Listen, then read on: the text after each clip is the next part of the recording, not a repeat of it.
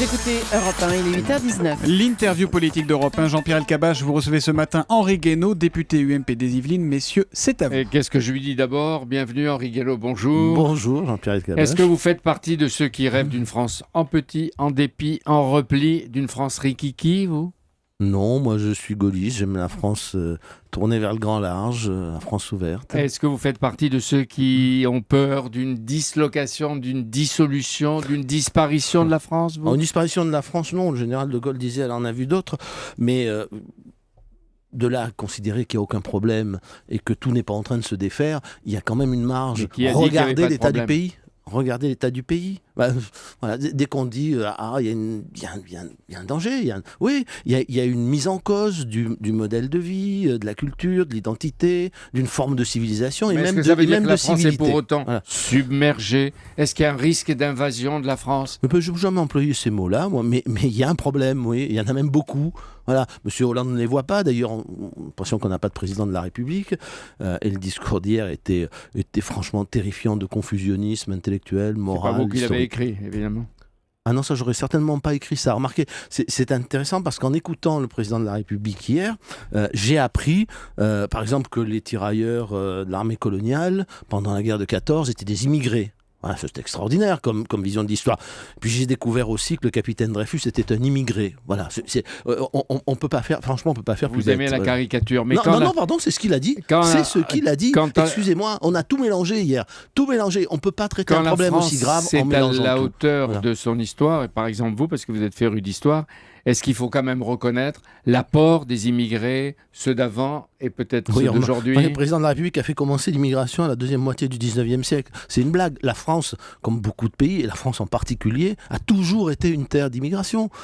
Nous sommes tous de sang mêlés. J'en prends une formule qui a été souvent employée, qui est d'ailleurs le titre d'un livre de Lucien Febvre, le grand historien de la longue durée. Depuis toujours. Et même nos rois, voyez-vous, liaient leur sang à celui de reines étrangères pendant 7 siècles. Donc tout ça est une... Personne ne nie cela. Nous sommes tous de sang mêlés, tous. Vous ne croyez pas? Donc on peut être touché, on peut éviter la caricature. Je ne crois pas m'être livré à la caricature. En revanche, hier, j'ai entendu un discours parfaitement caricatural. Mais par exemple, Brice Hortefeux, il ironise et il dit, au lieu d'inaugurer un tel musée, mieux vaudrait lutter contre l'immigration. Pourquoi il n'est pas possible de faire les deux? Ou bien lui ne peut pas faire les deux? C'était un peu étrange cette histoire d'inauguration 7 ans après. Et moi je sais très bien pourquoi il n'a pas été inauguré en 2007.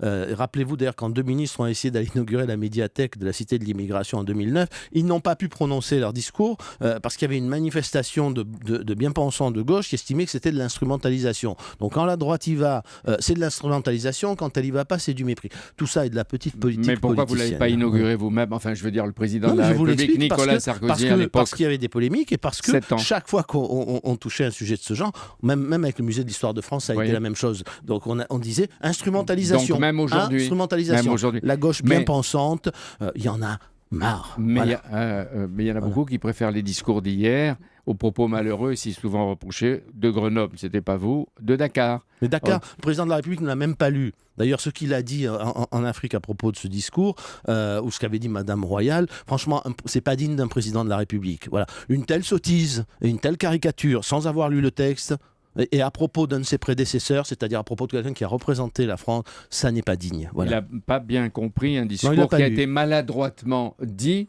sinon écrit. Non, il a été ni maladroitement écrit, ni maladroitement dit. Alors, dire que l'Afrique est pas encore, l'homme africain n'est pas encore entré, pas assez entré dans l'histoire, ça ne veut pas dire qu'il n'a pas d'histoire. Ça veut dire simplement que l'Afrique n'écrit pas elle-même sa propre histoire. Et maintenant, elle le fait.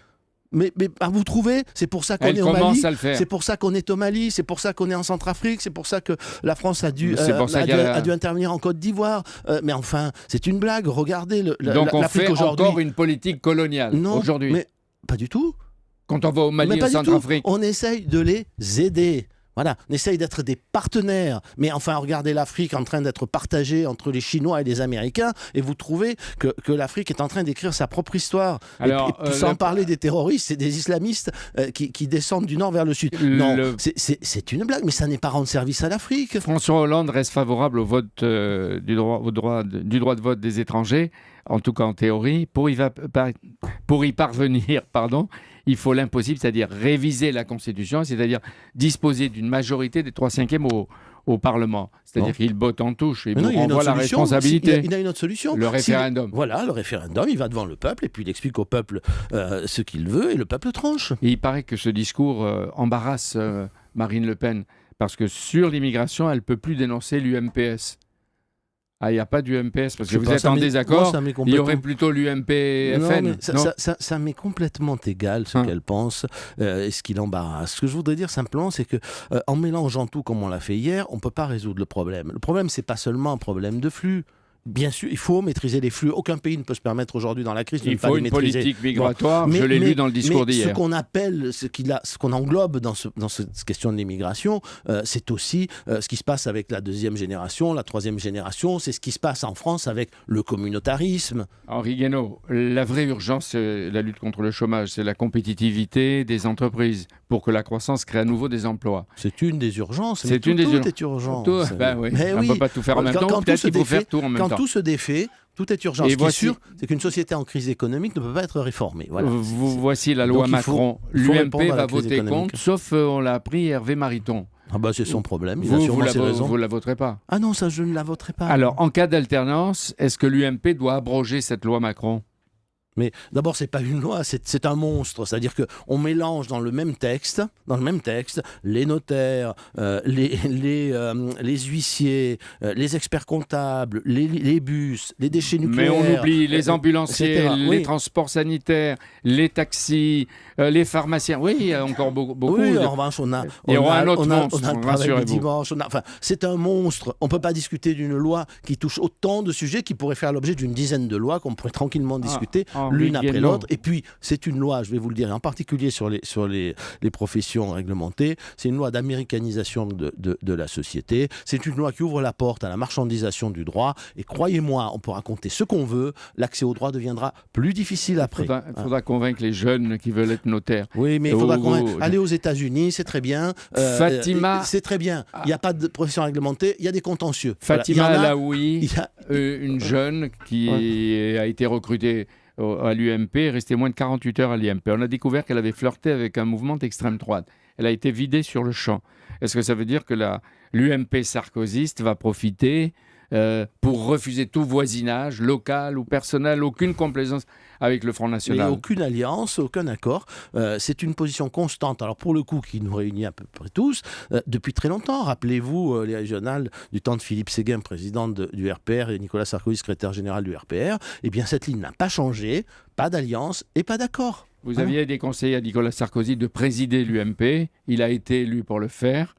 Est-ce qu'il a eu tort ou est-ce que vous faites votre mea culpa ce matin? Non, moi je ne fais pas mon mea culpa. Je pense que c'était pas une très bonne idée. C'était très difficile pendant la campagne. Et maintenant, très difficile et très difficile maintenant de rassembler tout le monde. Maintenant, il y est. Moi, je ferai en sorte que ça se passe le mieux possible. Maintenant, on a un devoir de réussite. Sinon, qu'est-ce qui reste entre le Front National et le Parti Socialiste? Le Parti Socialiste dans l'état où il est, d'ailleurs. Rien l'UMP. Voilà. Merci, s'il n'y a pas une force, s'il n'y a pas quelque quand la chose gauche se meurt, comme dit Julien Drey. Merci beaucoup. La droite se meurt aussi, il faut donc la réveiller. On va pas y arriver à finir aujourd'hui. Sinon, il n'y a plus de démocratie. Il vient de dire que la droite se meurt. Non, mais la gauche se meurt, la droite se meurt, et si elles meurent toutes, il n'y a plus de démocratie. Voilà, c'est un vrai sujet. C'est un défi immense et qui concerne tout le monde, pas seulement les adhérents de l'UMP. Le petit point final pour ce matin. Merci Henri Guénaud d'être venu ce matin sur Europe 1. Merci Jean-Pierre Elkabbach. On vous retrouve demain matin à 8h20.